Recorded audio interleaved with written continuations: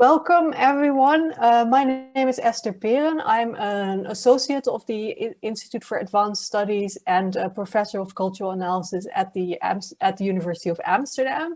And I'm very happy that you are here all today and that we have our new fellow of the IAS, Victor Peterson, presenting his research and giving us a little bit of a taste of what is to come when he will actually be here in Amsterdam, because at the moment he's still in Johannesburg doing other research, but soon he will be here and he will be working on this project. I will give a brief introduction of Victor and then I will give the floor to him because of course we are here to hear him speak and not me. So Victor completed his PhD at King's College London and he is now a faculty member at the New School and at New York University. He is the author of articles in the Journal of Black Studies, the CLR James Journal of Philosophy, and Critical Horizons, and also, most importantly, of an upcoming book that I can't wait to read, called Black Thought, A Theory of Articulation, which will appear in Routledge's Africa and African Diaspora series. And right now he's working on the project Improvisation as Poetic Computation, which uses computational methods to examine the implications of the Black art movement's theory that improvisation models political praxis. And this is relevant, particularly, well, I think at any moment in time, but particularly maybe also at this moment in time, because it relates to what is happening with social movements like Black Lives Matter and other social movements across the world. And he tries to examine this theory that improvisation models political praxis through music by tracing a particular musical phrase through the history of particular genres. And Victor can explain this much better than I can. So without further ado, I want to give the floor to Victor and let's give him a warm welcome. Thank you so much for coming. It's so great to see all of your faces. I'm just going to share my screen, and I know you probably have seen memes of this, so much of people sharing their screens and clicking around their computer keyboards and stuff. But hold on 1 second. Where is it? I'll just do it here.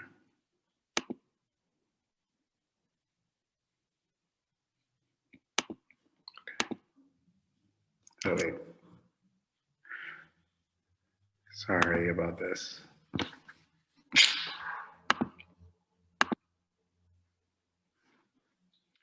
Okay, so thank you so much, Esther, for that introduction. As all of you know, my name is Victor Peterson. I'm currently at the Johannesburg Institute for Advanced Study, but I will be coming to the University of Amsterdam to complete more of this project, which is called Improvisation as Poetic Computation. But today we're going to be talking about encoding and decoding practices in social movements.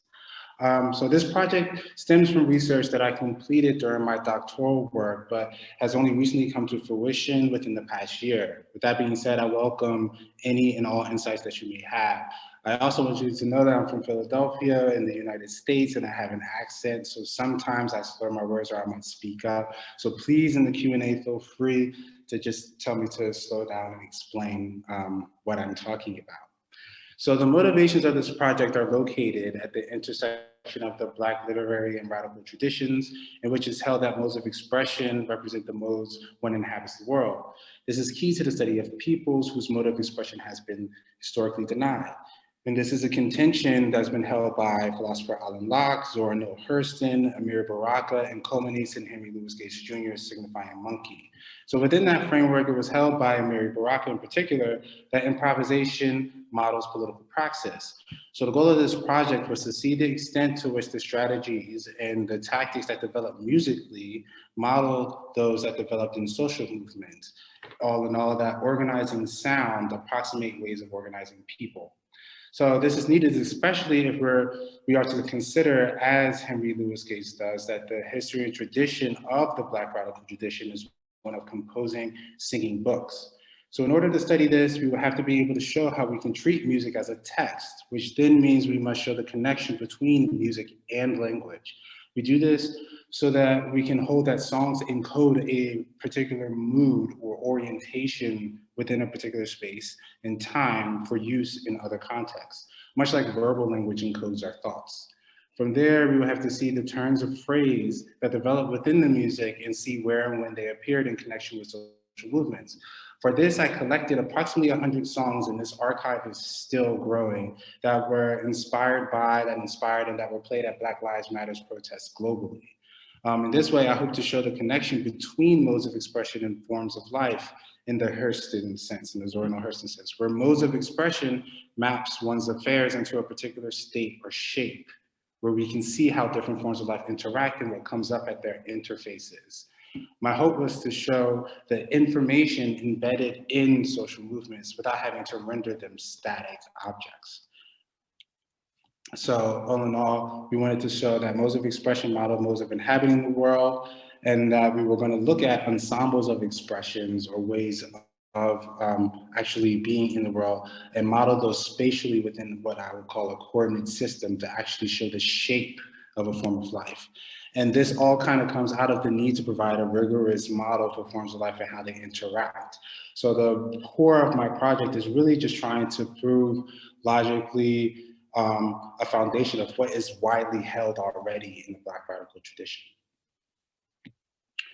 So we wanted to study movements information via their modes of expression, and I hyphenate information because I don't want to render a movement to a static object, and that's always makes it our study kind of just indexed to our particular preferences. But I wanted to see how these movements actually interact with the context and conditions that they interface with and how they change them. So for this, we had to look at the theory of information. This was developed by Claude Shannon in 1948. And what we're looking at is how we encode a particular mood or sentiment or orientation within a particular place and time, how that's transmitted into another context and decoded in a way relevant to the receiver. The reason why I picked up this theory of information is because Stuart Hall, the cultural theorist, and sociologists came up with an encoding and decoding model of communication for the study of social and political affairs. Now, there is a distinct connection that Stuart Hall kind of makes that stems directly from Claude Shannon's information theory. And what Stuart Hall wanted to show is that we encode particular meaning structures and disseminate them through particular channels. And when they're decoded in ways relevant to the receiver. So for instance, in the study of race, we can encode thoughts about crime in London, but when it's decoded in a particular context and with particular groups of people, it becomes a way to organize racially the state of affairs there. This brought me to the theory of autoencoders, and this is where the computation comes in. And I'm going to try to explain this as simply as I possibly can. And hopefully by the time that we get to the end, it'll just be like a well done. And that's kind of what I want to get to. So an autoencoder is something that does not need to be supervised. And an encoder creates a representation of a particular environment or set of data and maps it back onto that environment. So when asked to produce that input again, in another context, it produces output that approximates the original. So I looked at the theory of autoencoder because it provides a pretty unique theory of how to model subjectivity. The way that I look at subjectivity is that you have a particular entity and you look at it by its modes of expression, its activity within particular areas of the world. So the subjectivity actually through autoencoders models a mechanism that projects this sort of orientation or mood and always decodes it in a way relevant for them. And I wanted to see if we could do this with regards to music and social movements. So that sounds really complicated, but this is basically what it kind of looks like and what an autoencoder does. If you think of yourself as being in the corner of that space, it takes a look around and it encodes a 2D representation of that and maps it back onto that space. So it starts to organize that particular worldview. So if we look at modes of expression of ways of being the world, and we look at this within a spatialized conception, we can look at each individual space or position within the world as a function of a coordinates in this space. So the reason why I started to use an autoencoder setup was that I could actually draw these actual shapes that model what a form of life actually means.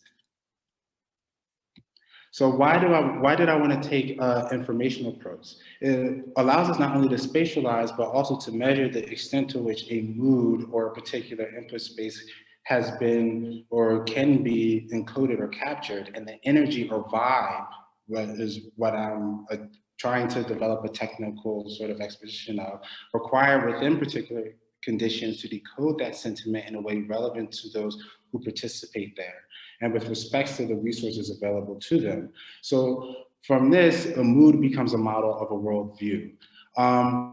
One of the main motivations, I think, from this project is that I usually don't allow my students to talk about vibes because we attribute vibes to things that we like, and then usually say that things that we don't like do not have a particular vibe. When we're talking about moods or the ways that we orient to each other and to the world, this has to already be an integrated concept. So what I wanted to do was see the amount of energy or electrification in a particular state of affairs that is required to change that state of affairs, and then we could actually start talking about a vibe. So this brings us to how this tries to connect up with music, and we look to Christopher Smalls as a music king. The act of music king establishes in the place where it is happening a set of relationships, and it is in those relationships that the meaning of the act lies. They are to be found not only between those organized sounds, which are conventionally thought of as being the stuff of musical meaning, but also between the people who are taking part in whatever capacity in the performance. And they model or stand as a metaphor for, or a model for ideal relationships as the participants in the performance imagine them to be. Relationships between person and person, between individual and society, between humanity and the natural world, and even perhaps the supernatural world. And the supernatural world extent of this quote, I think, is very important because we're going to be looking at a particular musical tradition that evolves not only out of work songs, so that we can ask the question, what is the actual work these songs are doing, but out of spirituals. And this brings in an ethical as well as a political dimension. So how does mood and music connect to each other? The contention throughout my project is that a song encodes the mood of a particular space and time. I'm sure all of us have a favorite song and then we're out shopping or we go to another event or something like that, and we hear that song and we're transported back to that same space or the way that we felt at that moment. So a mood presents a model for how one orients themselves within and toward a set of conditions, thus motivating changes to be made in and to those conditions if that mood cannot be attained. And also the reason why I wanted to look at the connection between mood and music is that the movement of a song from one context to another literally maps the projection of a mood from one context and put to use in another to do something in that world. So this brings us to the theory of improvisation. Taken from Amerigo Rocca and sort of formalizing it within this study, improvisation produces expressions appropriate to, but not necessarily caused by a context. And these expressions, therefore, are not random, sorry, John Cage, but because they reference their enabling conditions across these contexts. And the reason why we're going to try to look at improvisation as a model for political praxis is literally because improvisation is about manipulating conditions and call and response in the very moment of their articulation. And in this way, if we can model this, then we can come up with an idea or theory of what protest actually means and how protests can show up in different ways across different contexts, but still be continuous within the same movement. So the implications of using this model is that models, especially from the autoencoder sort of framework that we're using, are more efficient than interpreting raw data. And we know this just from how children learn. Children learn from idealized representations. You don't tell a child what an apple is and then attempt to show them every single possible apple that ever was or will be. You show them a picture of an apple and then they learn how to articulate that idea when those conditions arise. Also, encoding in mood encodes a model describing a possible orientation towards or within an environment. So making a connection between orientation, mood, and song allows us to actually come up with a theory of what a worldview actually means. This actually will also provide a theory of state change. So we wanted to show how we create models or relationships in and to the world that are, that are more faithfully reproducible than attempting to reproduce those things one to one. And if we can model improvisation, then we can show how the same sentiment can show up in different ways, but still express the same sort of orientation to the world. So that brings us finally up to music in language. And I wanted to explore language not as something that just generally comes out of your mouth, but as an encoding and decoding mechanism, as a way of encoding thought and projecting them to others. So this kind of complicated model is how we look at language nowadays, right? We have a particular lexicon over which a mechanism operates. And this mechanism, or this autoencoder, or this transformer, is literally the operation of subjectivity. And it arranges particular atoms in what Henry Louis Gates would call a repertoire of signifying practice in particular ways, and then projects them to different contexts. The reason why I wanted to look at language in this particular way is that if we say that there is a particular mechanism or subject that's creating these expressions, therefore all expressions have a deep structure or logical form. And this is very important for people whose modes of expression have been denied to them or said that it was completely nonsense. Brent Hayes Edwards talks about scat as being identified or categorized as the mobilization of nonsense syllables. And for a long time, the value of that particular signifying practice has been denied, or a language for interpretive dance, or for a whole host of signifying practices that do not sort of vibe with the overarching categorical regime at the moment have been denied significance because they don't translate to the dominant regime. However, here, every mode of expression has a particular deep structure, and on top of that, different representations appropriate to the context map onto that structure. So what we're actually looking at with regards to language is this capacity to make infinite use of finite means. And that's going to come up a lot within this presentation, because then if we model this to political praxis, we'll be able to see why protests show up in the way that they do. So this brings us to how we're going to connect music and social movements. And for that, we look to Paul Gilroy. And in The Rhythm and the Force of Forces, he says, music as organized sound confronts critical theory as a test of the limits and of the character of representation. It manifests the will of its creators.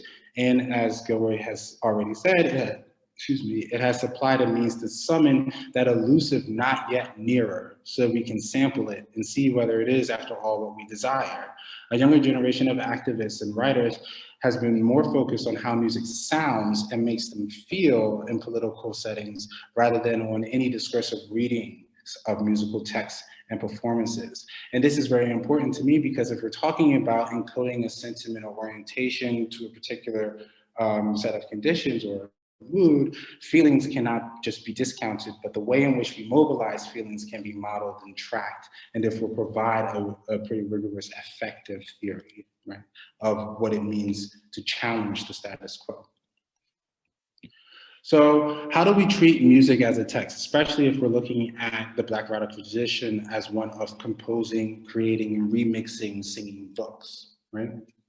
For that, we look to Parsons Code. Parsons Code was developed by Denise Parsons in 1975 and was a way to sort of encode the melodic contour of a particular song. It only uses 4 symbols. It has a start symbol. It tells you to go up in a particular register, down in a particular register, or to repeat that same pitch over again. The reason why it was developed in this way is because it tries or attempts to get rid of as many of the derivative aspects of music that we sort of obsess over, but also lends itself to how we categorize what is musical or not.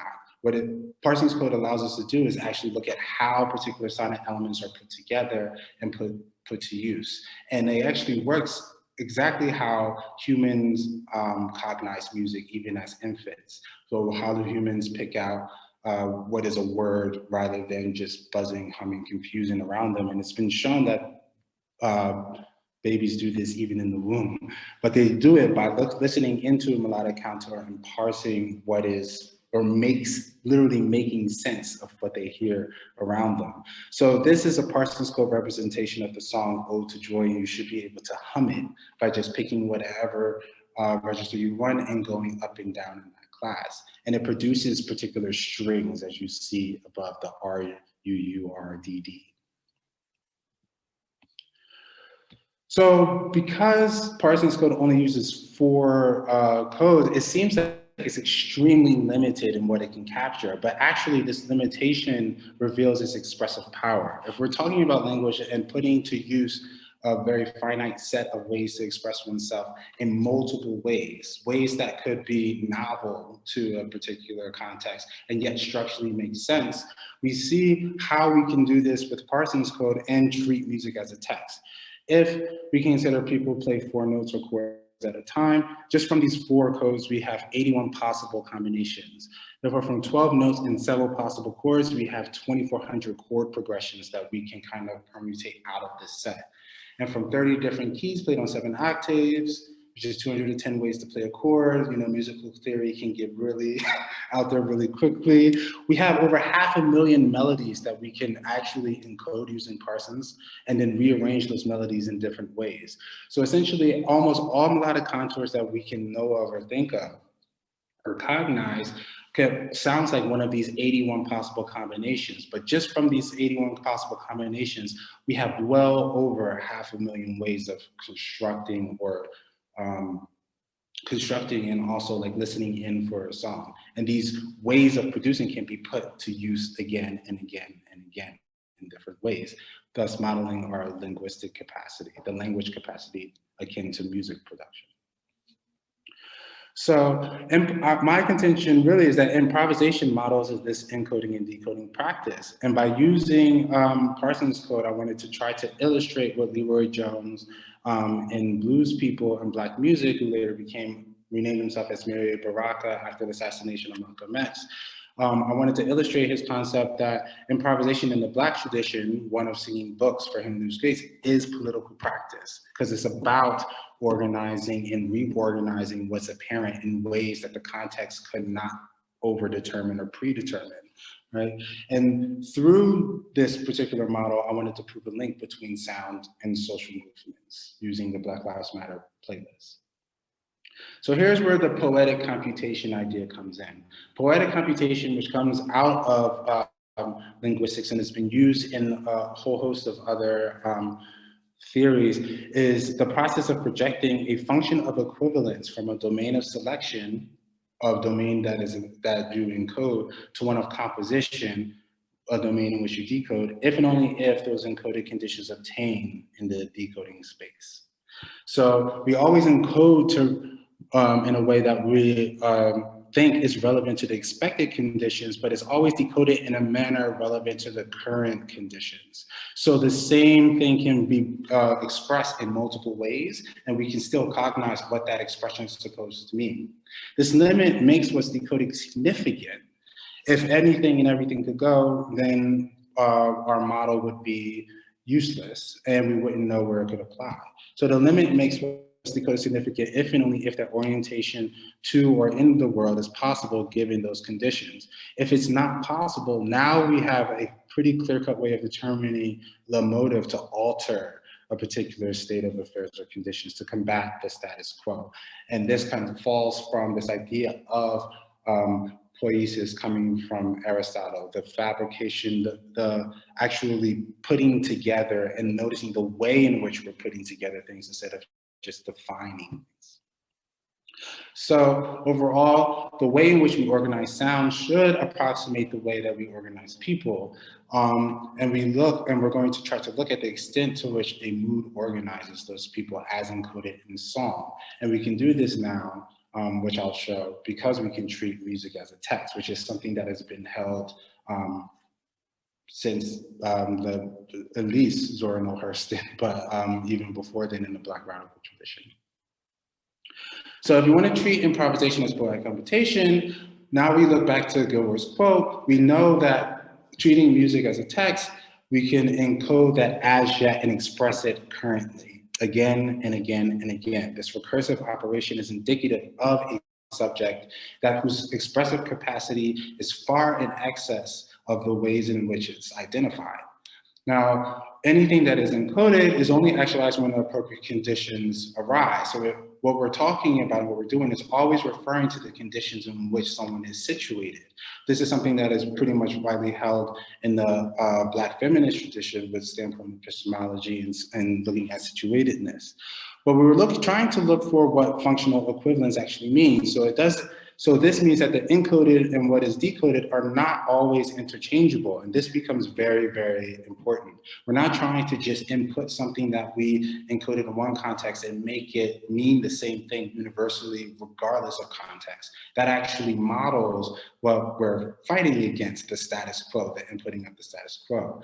The encoded and decoded are functionally equivalent if uptake by others occurs in those current conditions. If the same sentiment can obtain, but we'll express that sentiment in different ways. And I hope this will become clear when we look at our case study at the end of the presentation.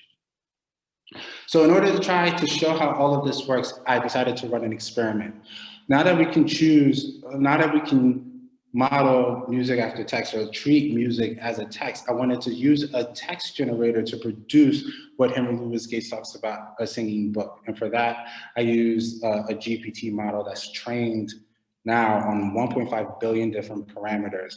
The ethics of this is really interesting because a lot of these for DPI, all of this information was given to them for free whenever we sign up for something on the internet or whatever. But this text generator actually is one of the best models that we have right now for how humans actually write essays and things like that. I wanted to treat strings of Parsons Code as vectors. So I wanted to treat them in their formation, how they were being put together. And based on their formulated models, the GPT model intuits what to place as an extension of that vector. So the GPT model trains on a particular set of data, it creates a representation of that data, I provided an input, and quite literally it improvises off of that input. And because we can treat music as text, is actually improvising within a singing book. Now, it's important to notice that humans do not train off of billions upon billions of inputs. They train off of models. But what the GPT actually does is model evolution and selection over time in a comparatively short time span. So my experiments ran for maybe an hour, a little bit over in that. But what the GPT is doing is literally going through almost 300 years of improvisation and learning. Funny enough, that is the exact same time period that I'm studying within this experiment. I'm trying to see how a particular phrase introduced into a Western musical canon finally evolves into what we consider modern music. So a GPT model actually worked pretty well for me because I'm able to model that exact span of time from the time the start of slavery up until today. So the analytic benefit of using a text generator is that we don't have to treat movements as articulated through song as static entities. Vectors have direction and magnitude. So, and then when we look at what the GPT is actually doing in modeling improvisation literally looks like giving certain conditions, we can articulate a mood appropriate to the context, but not necessarily caused by that context, and therefore show that there is an underlying generative deep structure to what's being produced. So the overall purpose of the experiment is to propose a theory of action or protest. So, and this comes down to what we said at the beginning: decoded sentiment, recoded in terms relevant to the receiver, yet unforeseen within the context in which that encoded sentiment was introduced, leads to state change. And we can actually provide a working theory of it. So the experiment happened over two parts. Part one wanted to answer if music can be considered a language poetic computationally. And I love that we're forefronting poetry in political praxis in doing this experiment, right? Parsons Code also gets rid of all the derivative aspects of music that can vary so widely between people that it seems like if we focus on only those aspects, we will only be documenting preferences rather than actual generative capacity. And we wanted to show how humans actually cognize music and what the work of musicking actually does. And then the part one of the experiment wanted to show if trained on this corpus of data, which I'll explain, if the output is in Parsons Code and can be hummed, and sorry, I won't be humming today, maybe another time, then we produce both a singing book and have shown that the underlying output has a generative grammar, that there is a deep structure to what's being articulated. And you notice that I keep coming back towards this denial of randomness, and I think this is very important when we're talking about political praxis, because what is usually devalued is discounted as being random. Right, and that's when we get into notions of chaos and looting instead of uprising, and those sort of notions, which we can talk about later on.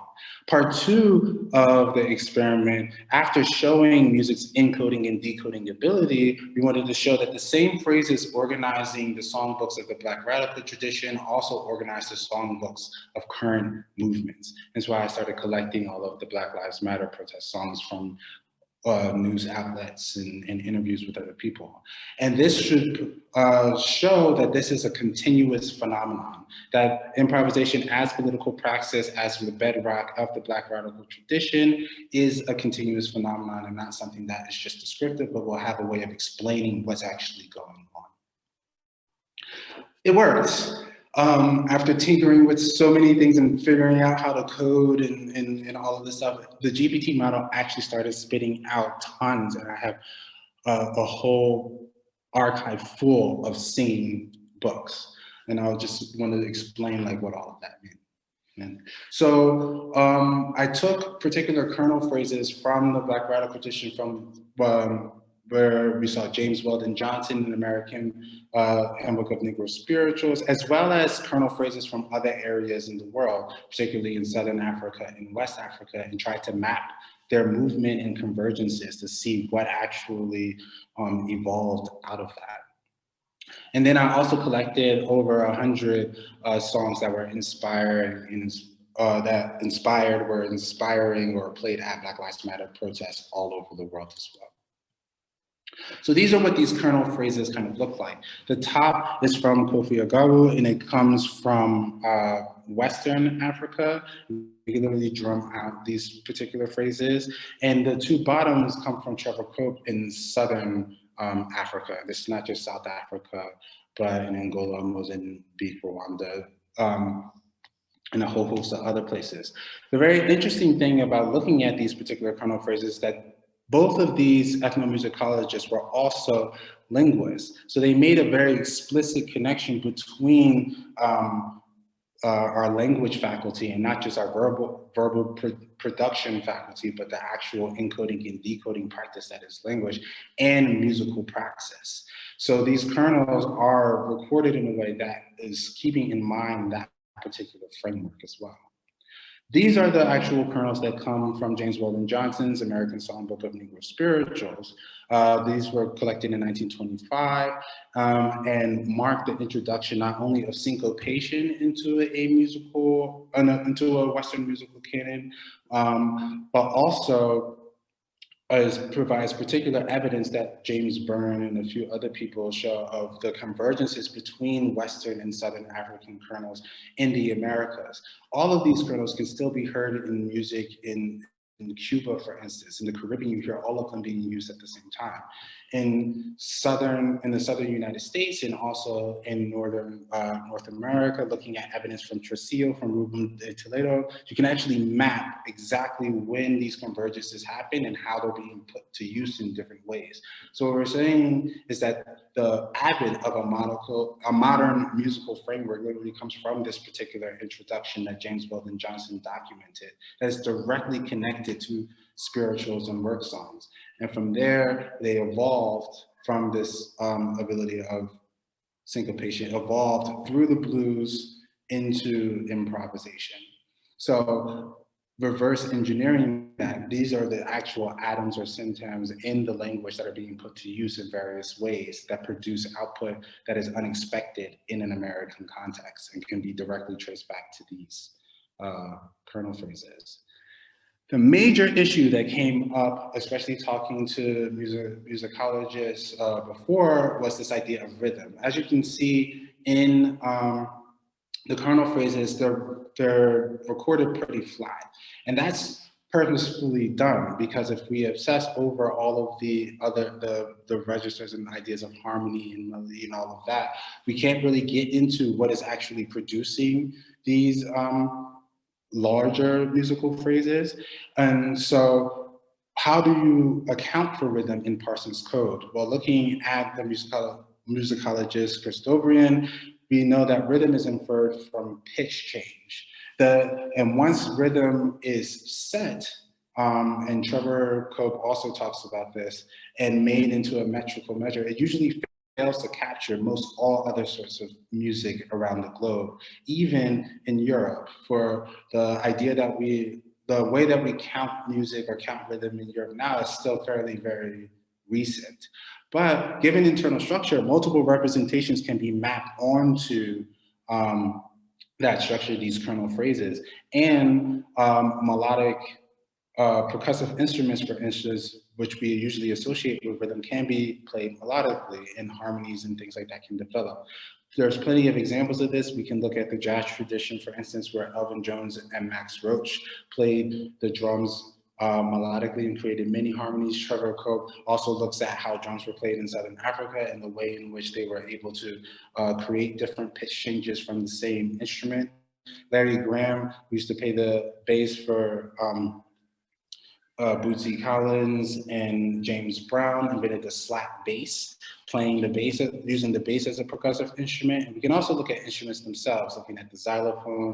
You can look at the piano, which is actually a percussive instrument, the steel drum in the Caribbean, and like you said, the slap bass. So rhythm didn't seem to be as much of a problem, only because if we look at Parsons Code functionally, rhythm is implied because it takes different amounts of time to cognize particular movements within a song. Repeat takes considerably less time than up or down in the register, just simply because you have to take into account the register first in order to know how to go up or down. So even while humming these songs or drumming out these particular patterns, a rhythm starts to emerge, even though that information is not embedded in the actual Parsons string. This also directly connects with what Paul Gilroy and Christopher Smalls and a whole host of ethnomusicologists and linguists talk about, is that music, the musical capacity, akin to the language capacity, is non-representational in itself because it produces representation. So it's the way in which these atoms are being put to use that actually produces all of the things that we get interested in secondarily. And then you see historically people responding to the secondary information to try to either trick themselves or trick others or beat, what has been determined as musical for that particular time. So if we encode the James Weldon Johnson kernel, it looks like this in Parsons Code. Looking at linguistics, that particular kernel should be able to be played in reverse. But what's very interesting is that when you reverse the kernel, the melodic contour changes. And I think this is actually very important because we see that the same logical form can produce multiple representations and still express the same sort of information. So I used a generative pre-trained transformer on a Parsons archive that I built up from coding and storing all of the songs that was in James Weldon Johnson's American Book of Negro Spirituals, and also had an archive of Parsons Code that included all of the combinations and core permutations that you can do in Parsons Code, and I trained my text generator on that. Then after I let it run for a few cycles, I searched the output to see if any of the kernel phrases emerged once the GPT had trained on our particular corpus of data. And then after it trained, I prompted the text generator with the James Weldon Johnson kernel to see what sort of singing books it produced.